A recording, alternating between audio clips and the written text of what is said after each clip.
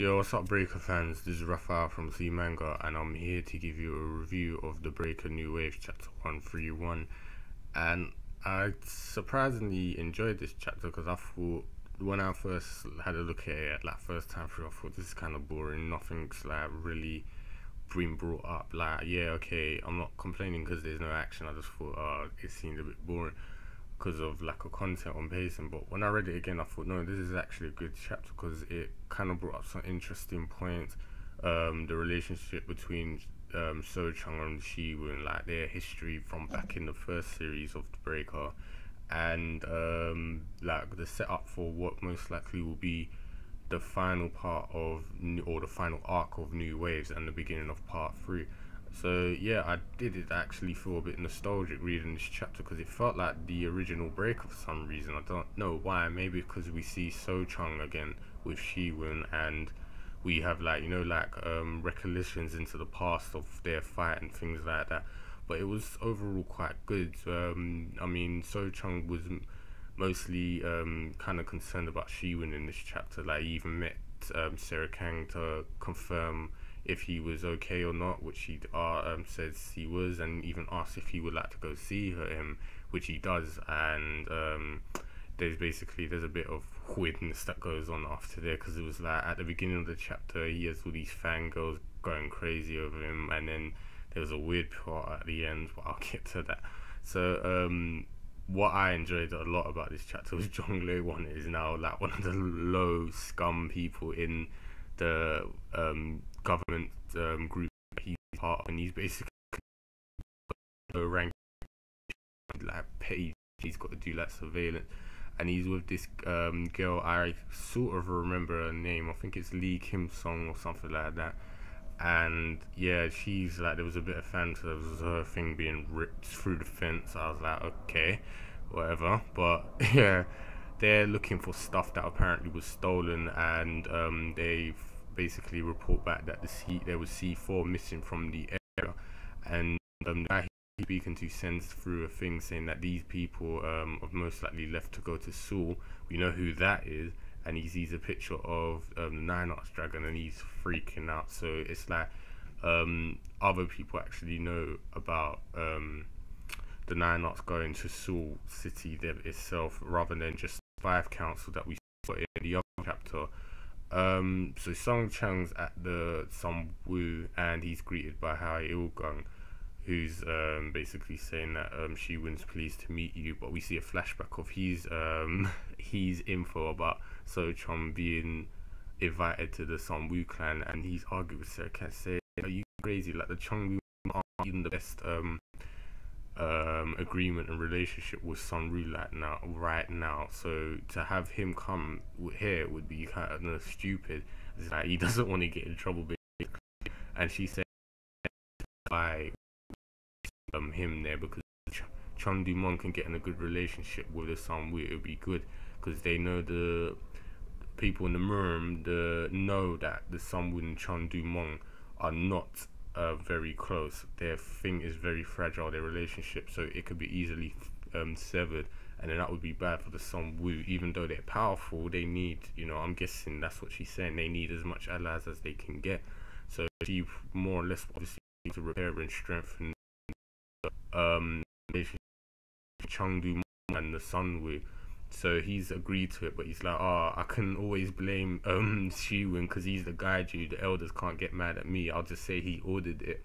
So So-Chun, when he's on his way to meet Sun-Woo now, with, you know, he being escorted, he's actually thinking of stuff like, I wonder how he's changed now. And he has a think back to the his fight with Shi-Woon, and he actually kind of goes, like, you know, he kind of sort of freaks out because obviously I remember he said this is the first time he actually lost, and he felt a bit scared of Shi-Woon back then. I remember, even though he battered Shi-Woon, but I'm guessing he wants to know what he feels like, what he seems like now, and he even hesitated to go through the door, but he's like, no, I need to see what kind of man this guy is now that he guides you. So when he goes through the door now, it's like he's intimidating, and he's like literally, like, he sees him when Shi-Woon turns, and it's like he's flustered, which was the bit I was talking about. I was like, okay, is there some sort of bromance going on, or is he attracted to Shi-Woon? I was a bit weird by that. I'm not sure if it was just a running gag or joke in the series, but I was like, okay, this guy blushed when Shi-Woon was right in front of him, and he's got so many fangirls going after So-Chun himself. He's got that many fangirls. I was like, okay, that's a bit weird, but okay, I'll ignore that. So yeah, Shi-Woon's greeted him saying it's good to see him and all that, and So-Chun's a bit confused, and he's like, oh, do you actually remember me? And he says he tells him his full name and the school he's at, and he's like, yeah, I remember you because of we fought many times. This is when I was, so that means Shi-Woon's been using that technique. I can't remember what it was called, the one he learned when he was at Sarah Kang's school, learned from her elders, that kind of inner meditation thing where you can fight by just meditating. So he must have been doing that all this time, and he must have been fighting So-Chun in his meditative state. So that's why he remembers him, which was, you know, very interesting to know. And the last bit, which kind of confirms what will happen next, obviously, is he challenges So-Chun to a fight. So I'm guessing this will probably be the breaking point, which will either make or break the relationship between the Chun-Woo and the Sun-Woo.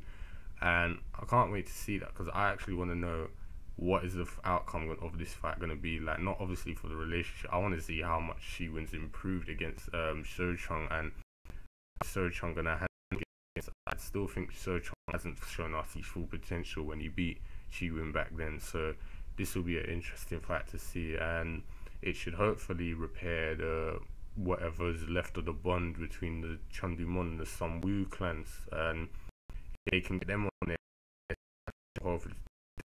because of the relationship between So-Chun and some Shi-Woon. It should, you know, basically there'll be more allies, simple as that. And yeah, I'm wondering when we're gonna see Chun-Woo hang, you know, and his little group in Seoul, and what they're gonna do there, because it seems like they're gonna just make a rampage and havoc there and take over. So a lot of things to look forward to, a lot of setups, and for the final arc, I definitely think it's gonna be one more arc in New Waves, and most likely part 3 will start soon. So yeah, it was a good chapter, good setup. As I said, I got a bit of a nostalgic feeling from reading this, and I said it was interesting points. Like I said, Shi-Woon using that technique, and so freaked by Shi-Woon's chains and things like that. So yeah, not much to say, rambling a bit too much, but you know, did enjoy this chapter, and there was quite a bit to say. So as usual, if you guys have any comments, predictions, and any sort of theories on this chapter and the next ones, leave your comments below as usual. If you enjoyed this chapter in the video, leave us a like and subscribe to the channel, and I'll speak to you in the next chapter.